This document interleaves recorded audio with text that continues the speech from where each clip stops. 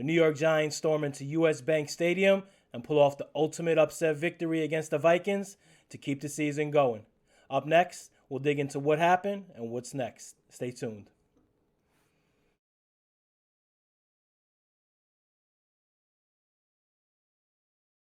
What's up, Giants fans? Thank you for tuning in to another episode of Tommy's Takes.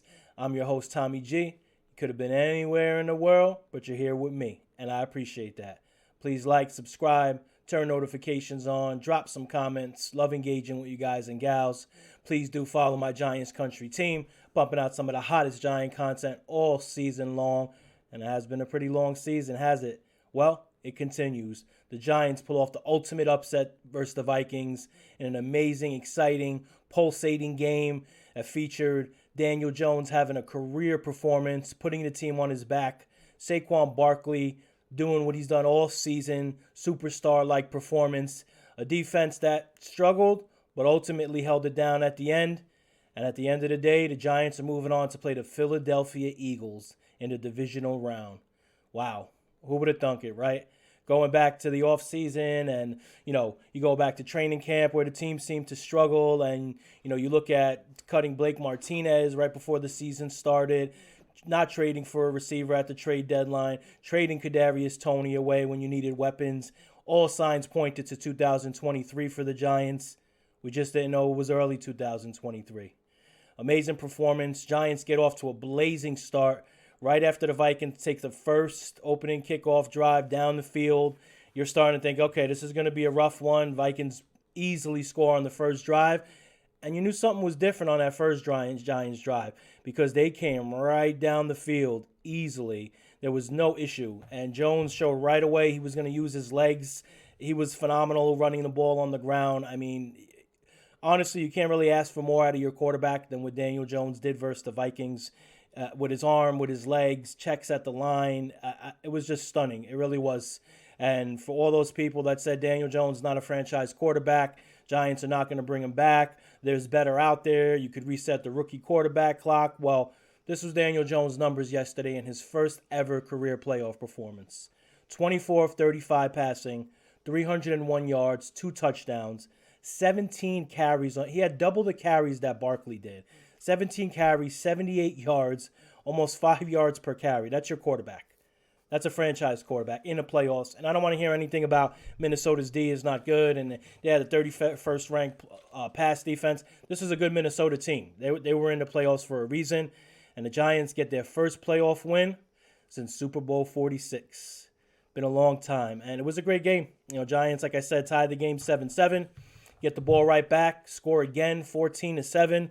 Before you know it, they get the ball back again, and Daniel Jones leads one of the most beautiful drives I've seen, probably the best I've ever seen him play.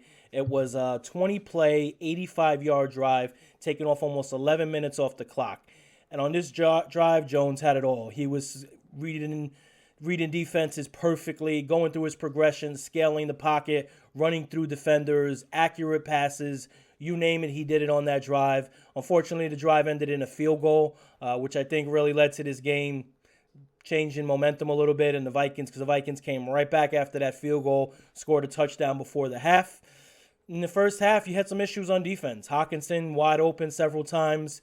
Jefferson had most of his production on the first drive. Shout out to Dory Jackson. Really locked down Jefferson the rest of the game. But really, it was Hockenson. He gave the Giants trouble all game, especially in that first half. But Giants still held a 17-14 lead. Unfortunately, they did lose pass rusher Azeez Ojulari once again, dealing with that same quad injury he's been dealing with all season. That was a tough loss. Only played 8 snaps in the game. So that was kind of where it was at the first half. And everybody watching this game knew. In order for the Giants to win this game, they're getting the ball to start the second half. This is why I love when the Giants defer to start a game. Put your defense on the field. If they give up a touchdown in this case, okay, fine. You get the ball right back, and you get the ball to start the second half. Even better in several instances this year, Giants have made the stop on that first drive. You get the ball back. Now you're in control, right? The offense didn't score for the opponent. You're taking possession, and you have possession to start the second half. And it still worked out this game. Giants come right back to start the half. And this is when you knew this Giants offense was clicking. They come right back to start the half, put a phenomenal drive together.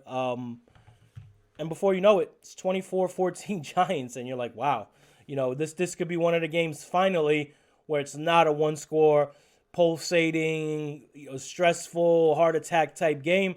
But those are the games the Giants have played all season. Tight wire, rope, walking axe, whatever you want to call it. Giants have excelled in those games. But what was even more interesting is the Vikings have excelled in those games too. I think the Vikings had like 10 victories in one possession games. Don't quote me, but I believe it was 10. And that's how you knew it was going to be a tight game. On the ensuing drive with the Giants up 10, big opportunity to take the ball away. Julian Love goes for the interception off the deflection, catches it, but when he hits the ground, the ball moves around a little bit. And very similar to Week 16 when the Giants played the Vikings and there was a drop pick by, I believe, Flott. Vikings took it right down after that score. That's what happened here. And that made it a 24-21 game. And it was on from there. And, when you think about it, this Giants team has been so resilient all season. So even when it's 24-17, 24-21, Vikings get another field goal, you just had this confidence, this faith in this Giants team that they could do it. And Daniel Jones was absolutely dealing. Barkley looked great. Isaiah Hodgins, 100-yard receiving game in the playoffs. He's looking like a steal. He's looking like a Victor Cruz type of find right now. But it was still 24-21, and it was a close game. And the Vikings, got to give them credit for the most part. Their offense clicked. Their offense, Cousins led them down up and down the field. Wasn't pressured a lot, unfortunately. And before you knew it, it was a 24-24 game, and it was a tie game. And that's when you start thinking, okay, it's been a good season. Playing with house money, weren't supposed to be here. Let's see what happens on this drive. And, it was a signature drive of the season. Daniel Jones, Saquon Barkley lead the team right back down the field for a touchdown. Giants take a 31-24 lead. It was just, when they scored that touchdown, and everybody knows Giants have struggled scoring 30 points. They put up 30 points once this season. It was their first time in 2 years putting up 30 points. And this offense is just getting hot at the right time. Daniel Jones getting hot at the right time. Isaiah Hodgins, Barkley's been hot the entire season since the Tennessee game. Darius Slayton, 4 catches, 88 yards. Richie James, 4 catches for 30 yards. They just got getting hot at the right time. And that drive showed you. You had several drives in this game. You had the opening drive after Minnesota scored to answer right back. You had the 20-play drive, even though it resulted in a field goal, kept Jefferson, Cousins, Hockenson off the field. And then you have the drive to start the second half where they go right down the field. And then when all hell looks like it's breaking loose, it's 24-24. Daniel Jones settles the offense down, leads them right down the field for a touchdown. Giants take the lead. And right at that point, you're thinking, you know what? As long as the Giants get the ball last, they're going to win this football game. That's what the thought process was. They did stop Minnesota to put the Giants back in control with about 5.5 minutes left. And listen, you have 3rd and 15 right near midfield, about 3 and some change left. Jones throws the ball to Slayton on a wide open crossing route. I don't know how Minnesota left him that wide open, and Slayton just drops it. And when that happens, you're starting to get those flashbacks of some of the collapses the last 4 or 5 years that this team has had. Drop passes, Slayton's been at the epicenter of a couple of them. And you could see him sulking on the sideline. You did feel bad for him. You've seen Barkley go over to him, Coach Dayball go over to him. Obviously, that was a huge spot. And it's all about momentum in the playoffs. The hottest team gets in, and the hottest team usually wins. And it's all about momentum within the game. So when that pass gets dropped, yeah, you're up by a touchdown. Yeah, there's only 3.5 minutes left, but you're still worried, right? And your defense has struggled. Hockenson has been open all game. Cousins has barely been touched the entire game. He was pretty much flawless. When you look statistically, Cousins was 31 of 39 for 273, 2 touchdowns. So Cousins had a remarkable game. He did everything he could to will the team to victory. Pressure-wise, the Giants got 0 sacks on the day. That's not good. That won't cut it when they play Jalen Hurts. Anyways, Vikings get the ball, and they start driving. They put a first down together. You want to really look at the 3rd down on that drive, and Cousins drops back, tries to hit, I believe it was Thielen over the middle on a deep drag post route, and Cordell Flott, the rookie, comes out of nowhere with a huge pass breakup. Then comes fourth down. Game on the line. Vikings timeouts have been used. You got about 2 minutes left in the game. And what happens? Nobody open. Dexter Lawrence gets immediate pressure up the gut. That's why nobody was open that quickly. Cousins just kind of dumps it off into the flat for a medium gain. Not even. It was probably a couple of yards. McKinney makes a huge tackle. And that was it. The New York Giants were victorious. Really remarkable victory. This team has been through the gamut this season, playing with house money, and that's one of the scariest teams you could play if you're in one of these remaining playoff teams in the NFC or AFC. When you play a team that's playing with house money, that's playing above expectations, that's playing loose, playing for each other, that's a tough team to play. And I don't care that the Eagles stomped the Giants out with their starters. I don't care that the Eagles won on the last game of the season, barely against Giant backups, because one of the hardest things to do in the NFL is beat a team 3 times in one season, especially in your own division. So I like the Giants' chances going into this Philly game. It's going to be their most difficult game of the season, but nobody picked the Giants to go to the playoffs. Nobody picked the Giants to beat Minnesota on Sunday, and the Giants did everything they could. Their offense was rolling. I mean, Saquon Barkley didn't get a lot of carries. Obviously, as I mentioned, Jones had double his amount of carries, but Barkley still had 9 for 53, 2 touchdowns, almost 6 yards per carry. So there's really not much you could pick apart with this game other than the defense. A lot of zone defense by Wink. Vikings tore up the zone defense, but when you really look at it, the way this defensive strategy played out, Wink was saying, hey, I'm not going to give you anything over the top. You're going to have to kill us, what's the saying, a million paper cuts. You're going to have to kill us little by little. You're not going to get the big play over the top. And he was right. He was correct. And eventually the Vikings ran out of answers. They scored 24 points, which is not great, but it's not ridiculously bad. So I think the defense did what they could, especially in that fourth quarter. Justin Jefferson was just ghosted in the second half. It just showed how great it was to have Adoree Jackson back. It really was phenomenal. Justin Jefferson had most of his yardage on that first drive and then was locked down the rest of the game. It was really just a Hawkinson show, and that had a lot to do with Adoree. Adoree was shadowing Jefferson most of the time, and you really seen what this Giants team could do with McKinney and Adoree in there, and that's why I have a feeling this Philly game is going to be a lot different than people think. I already seeing some commentators out there saying it's going to be a blowout. Philly got the Giants' number, so on and so forth. But hey, you know what? Daniel Jones had a perfect performance, his first career playoff victory. Saquon was amazing with limited touches. The defense struggled but adapted when they had to adapt, and that's winning football. That's playoff winning football. And that's what the New York Giants are doing right now. So to all the Giants fans out there, congratulations. Be happy. Be proud. You deserve this. All the hell this team has been through the last decade, whether it's the boat trip and the black cat and primetime nightmares and the bad divisional game, whatever you want to throw into that pot, mix a little bit of medium Pepsi on there, if you will. The New York Giants are back. Football in New York is back. This team is a team to be contended with. And if I'm Philly and I'm watching that game yesterday, I'm hoping the Vikings win, honestly, because the Vikings are a pass-happy team. And you see what happens with pass-happy teams. Eventually, they hurt themselves. Eventually, they run out of time. So if I was the Philly yesterday, I was not happy the Giants won. Adversely, if I'm the Giants, I am stoked for this rematch. This team, like I said, stomped you out at home, put almost 50 points up on you. And then, it's also the team that didn't play their starters and kept the Giant team out of the playoffs with Joe Judge, even though that team, didn't really deserve to get in the playoffs with 6-7 wins anyways.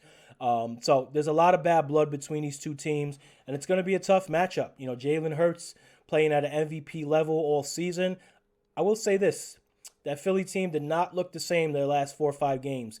Barely beat the Bears, lost 2 in a row, struggled, barely beat the Giants' backups, which, when that happened, a lot of us were saying, this could be one of those games that you look back on if you play Philly in the playoffs and you say, you know what? We almost beat their starters with our backups. Imagine what we could do with our starters in there. And I know that's going to be a theme that Daboll pushes this week.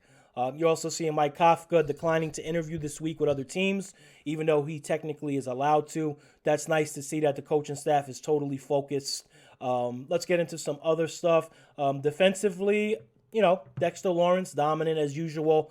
He had a ridiculous roughing the passer called on him. NFL really has to do something with this roughing the passer rule because that was one of the most ridiculous roughing the passers. And in a playoff game that could have altered the outcome. You don't want that. If you're Roger Goodell, you don't want that type of play altering a playoff outcome. Lawrence was phenomenal. Like I said, you had the Aziz injury. Kayvon Thibodeau was fairly quiet. Same story with him. Looked like he was held several times in the game. No calls, but still made a couple plays here and there. I thought the linebacking core played pretty good. Jalen Smith, Gerard Davis playing some snaps. I thought he played well too. Obviously, this is only his second game. Adoree, phenomenal. Made several big tackles all over Justin Jefferson the entire game. McKinney looked good. The one play I didn't like from McKinney is on fourth down when he tries to jump that interception. When Jefferson's already covered by Adoree, he leaves Hockenson wide open for a huge fourth down conversion. Didn't like that. You don't want to see that, from one of your best defensive players. But all in all, I thought the defense played well in spots. One thing this Giants team has to figure out is how to cover the tight end. I've spoke about this on the show before. The Giants this season give up 115 quarterback rating to the opposing team when they're targeting their tight end. That's something that has to get fixed in these playoffs. Along with having a struggling run D, even though it looked pretty good yesterday, it's a tough combo for a defense. Can't stop the tight end, can't stop the run. So, I'm looking forward to Wink making some adjustments there. Cordell Flott with the huge pass breakup. You've seen the rookie starting to make some plays, getting some more snaps. Offensively, it was the Daniel Jones show. And you know what? Welcome to the Daniel Jones show. He's here. This is the franchise quarterback of the New York Giants. Watching that game yesterday, watching Daniel Jones, how tough he played. He had that 4th and 1 quarterback sneak where it felt like his neck was bent so far back, his head touched his shoulders, jumped right back up, right ready for the next snap. Ran the ball all over the Vikings, took on defenders, stiff arms, running through them, made great decision after great decision. Even right before the Slayton drop, takes the sack. A lot of people were like, throw it away. No, you want to keep the clock running there. Smart football. And watching Daniel Jones transform and ascend in this offense has really been a pleasure, especially to those that have supported Daniel Jones through the tough times. And this kid's had it as tough as it could be. 3 head coaches, 3-4 offensive coordinators, if you want to count, Kitchens for that short amount of time. It's been brutal. Saquon Barkley constantly injured throughout Jones' career as well. Didn't have his best weapon. Bottom 5 offensive line for his entire career. No running game. No coaching. And he comes into this season. The team doesn't pick up his 5th-year option. Everyone is saying, well, there you go. The story's written. Thanks for everything. Good luck on your next stop. And what does he do? Comes and answers the bell every single week. Tough as nails, smart. And let me tell you something. There's been a knock on Jones. For his pass production, right? Towards the last, 6-7 games of the season when he started to play well in regards to not turning the ball over, running the ball efficiently, completing passes, above EPA. That he was always strong there. It was always, he doesn't have the 300-yard game, and, he doesn't have the 4 or 5 touchdown game. Let me tell you this. This offense rallies around Daniel Jones. The reason they rally around him is because of his toughness. You could see it yesterday when he was taking big hit after big hit. That offense and defense for the Giants was pumped seeing that. That's their leader, putting his neck on the line. Every single play, every single snap. Never came out and blamed anyone in his career. Never pointed fingers, always supported his coaching staffs, even though they struggled, even when they were fired, and he supported them afterwards. This kid is the quintessential professional, and watching him grow and ascend has been one of the more pleasurable parts of this Giants season. And let's be honest, that's why they're here. Saquon Barkley is the straw that stirs the drink. He's been a superstar. Giants are also not here without him, but you don't make it far in the playoffs, or you don't make it far in general in the NFL when you have poor quarterback play. When your quarterback's turning the ball over constantly. It's not a winning formula. So the reason the Giants are here, 1, Saquon Barkley, 1A, and 1B is Daniel Jones, because he has really put it all together. He's earned his money. He's going to cost the Giants a little bit more than they probably expected. I'm sure they were hoping they picked up that 4th-year option now, 5th-year option, excuse me. But it's a good thing. You'd rather pay a good quarterback, a quarterback you could trust, than start the rookie clock all over again and hope to get to the playoffs in a couple years because it's not easy with a rookie. So this is a great situation for the Giants, not just making the playoffs, not just playing above expectations. You have your quarterback that's ascended, developed into a franchise quarterback.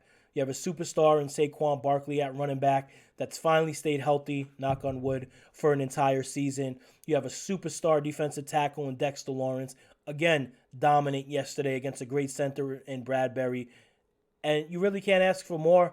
Yeah, you'll have some questions in the offseason. Every offseason does. But instead of going into this offseason saying, oh, we could have did this, we could have did that, we came close here, next year is our year. You know what? This year could be their year.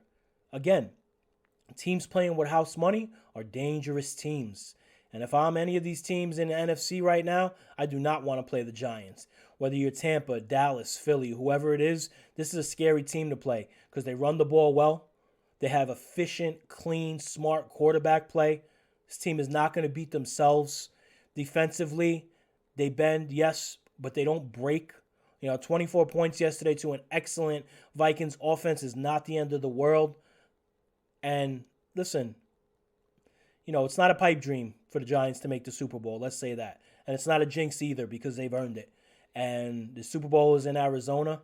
We know the last time the Giants played a Super Bowl in Arizona went really well. And it's funny because, they said Daniel Jones had reached out to Eli Manning this week just for some playoff talk, how to play under the pressure, loud crowd. And wow, this eerily reminds me of Eli Manning. And obviously, I'm not comparing the two players.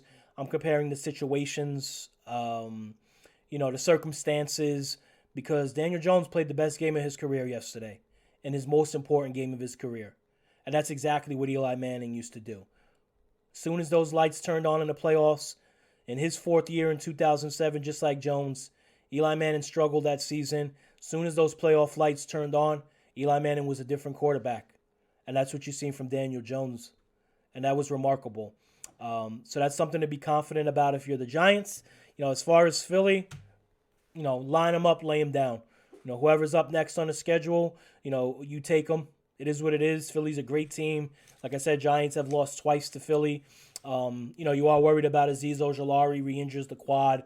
He comes out and says he feels terrible. He can never finish a game. His official status is day-to-day. So fingers crossed. But he's really, unfortunately, as talented as he is, he's become a player that's hard to rely on just because he's never on the field. Whenever he gets out there, he gets hurt again. So that would be big if he can come back. I look for a little more out of Thibodeau next game. The holding calls are really getting ridiculous on him. He's going to have to figure a way through that because the refs are not giving it to him. And this Giants D is going to go through their D-line. That's how it was yesterday. On the very last play of the game, the critical fourth down, Dexter Lawrence gets instant pressure in Kirk Cousins' face. Cousins has to throw a harmless pass 2 yards away from him. It was remarkable. They didn't even get a good playoff in the biggest spot in the game. And that was thanks to Dexter Lawrence. He had several of those pressures yesterday, several big run stops. So, if you're the Giants, you ride your superstars the rest of the way. Daniel Jones, Saquon Barkley, Dexter Lawrence, those are your big three. You ride them the rest of the way, and you keep preaching. Listen, anything could happen, right? Nobody thought we would be here. Let's keep going against the naysayers. I mean, I watched the Fox pregame yesterday. It was utterly ridiculous. It was just a Vikings schmooze fest. I think they did about 7 minutes on the Giants, about 30 minutes on Justin Jefferson. So the national media obviously doesn't believe in the Giants.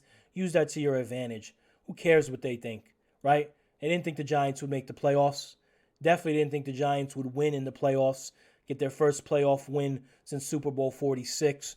So times have changed around here. This is not your uncle's New York Giants team. This is not a Giants team that's going to choke. Not a Giants team that's going to beat themselves. Hopefully they stay healthy the rest of these playoffs. Like I said, hopefully you get Azeez back. The addition of Adoree and McKinney being back has been a tremendous boost to this team. Tremendous. And that's one reason I'm excited for the Giants' chances in Philly with Adoree and McKinney playing. And it's a divisional game. Both teams don't like each other. Teams have never liked each other. Giants got a little bit of payback on their plate, a little bit of revenge. And what better story would that be to get into the NFC Championship by beating the Philadelphia Eagles, the team that's been lauded the entire season by the NFL world, right? The best team in the league. Jalen Hurts is an MVP candidate, and he has played well. They do everything right. They do everything well. There'd be no better story for this Giants team than to go into Philly, stomp them out, and punch their ticket to the NFC Championship, and I believe they could do it. I'll get into more when we do the Philly breakdown this week. But again, congratulations to Giants fans out there. This is much, much deserved. You guys earned this. I mean, the last couple years with Joe Judge were brutal, from the quarterback sneaks, the meltdown press conferences that got him booted out of here, the injuries, the neck injury to Jones last year, Barkley's ACL, all these negative things are in the back rear view. This is a new team. This is a new era of Giants football. Congratulations to Brian Daboll, Mike Kafka, Wink Martindale, the architects behind this team, and Joe Shane, Brandon Brown, refusing to let this team collapse even though they had the most brutal stretch of injuries. Joe Shane brings in several players that made plays yesterday that weren't even on this team at midseason, whether it's an Isaiah Hodgins, a Fabian Moreau, a Jalen Smith, Landon Collins, Gerard Davis. It's remarkable. I don't know if I've ever seen this be done before. And that's a twofold thing. The GM goes out and finds the players that fit the system, and this coaching staff gets those players in and gets them adequated instantly. And that's why this Giants team is where it's at. They didn't collapse through all those injuries, brutal injuries. Giants lost Sterling Shepard for the year, Wan'Dale Robinson for the year, traded Kadarius Toney, zero production out of Kenny Golladay. That tells you this Giants team heading into this playoff game that they earned were down their top four receivers essentially. Obviously, Kenny Golladay played. He had a really nice run block pancake, big play by him. Nice to see him out there still fighting after everything. But this team has fought through adversity, every step of the way. They haven't given up. They haven't felt sorry for themselves. And this is what they've earned. So who knows what happens from here on out. Like I said, it's house money. It's a great feeling for the Giants. Either way, the season is a big victory. But stomping out those Eagles would be a huge victory. So that's it for today's show. Again, awesome game. Giants come in, score, put up 30 points. The defense holds. You have your franchise quarterback now in Daniel Jones. You have a superstar running back in Saquon Barkley. You have a superstar nose tackle in Dexter Lawrence. And all the arrows are pointing up. Please like, subscribe, turn notifications on for Tommy's Takes. Thank you, everybody that's been on this wild ride this season with me. I appreciate every single supporter I have. You could also check me out on Twitter, TommyG105.